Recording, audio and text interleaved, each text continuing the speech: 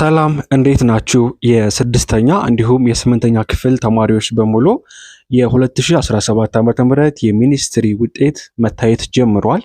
በተለያዩ ጊዜያቶች እንግዲህ በሁሉም ክልሎችና ከተማ አስተዳደሮች የምትገኙ ተማሪዎች ፈተናችሁ መውሰዳችሁ ይታወቃል። የአዲስ አበባ ከተማ አስተዳደር የስምንተኛ ክፍል ውጤት በዛሬው ዕለት ይፋ ሆኗል። በቀጣይ ደግሞ ሌሎች ክልሎች ሁሉም የክልሎችና የከተማ አስተዳደሮች ውጤታቸውን መልቀቅ ይጀምራሉ። ተማሪዎችም እየገቡ ማየት ይችላሉ ማለት ነው። ዛሬ ለመጀመሪያ ጊዜ ቀድሞ የተለቀቀው የስምንተኛ ክፍል የአዲስ አበባ ከተማ አስተዳደር ውጤት ነው። ይህንን ውጤት በሁለት አይነት መንገድ ማየት ትችላላችሁ። የመጀመሪያው በዌብሳይት በኩል ገብታችሁ ነው። ሁለተኛው ደግሞ በቴሌግራም በኩል የቴሌግራም ቦት አለ ውጤት ለማየት ተብሎ የተዘጋጀ፣ እሱን በመጠቀም ማየት ትችላላችሁ። እንዴት ነው የምታዩት?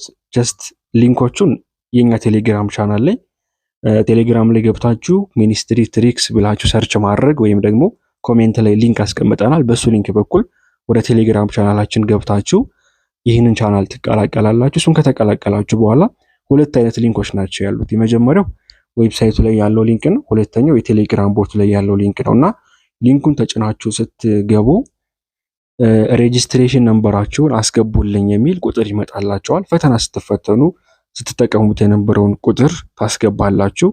እሱን ቁጥር ካስገባችሁ በኋላ የስማችሁን የመጀመሪያ ለምሳሌ ተሾመ አየለ የሚባል ሰው ቢኖር የራሱን ስም ብቻ ተሾመ የምትለዋን ብቻ ያስገባል ማለት ነው።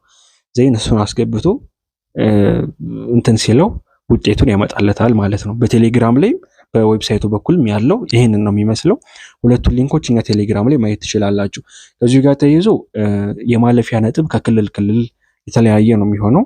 ለምሳሌ እዚህ አዲስ አበባ ከተማ አስተዳደር 50% ነው ማለፊያ ነጥብ አድርጎ ያስቀመጠው። አንዳንድ ክልሎች እስከ 45 እስከ 43 የሚወርዱ አሉ። በአመቱ ያንን ፈተና ምን ያክል ተማሪዎች ሰርተውታል የሚለውን ከግምት ውስጥ በማስገባት ነው ውጤት ማለፊያ ነጥብ መቁረጫ ነጥብ የሚያስቀምጡት። በዛ መልኩ መቁረጫ ነጥቡ ሊለያይ ይችላል። ኤኒዌይስ በዚህ መልኩ የሁሉም ክልሎች ሲለቀቅ አዳዲስ መረጃዎችን እዛው ቴሌግራም ላይ እናደርሳቸዋለን። የምታዩበትንም ሊንክም እናስቀምጥላቸዋለን። ስለዚህ የቴሌግራም ቻናላችንን መቀላቀል አትርሱ የሚል መልእክት ማስተላለፍ እወዳለሁ። ቴንኪዩ። ለሁላችሁ መልካም ዕድል ይሆንላችሁ።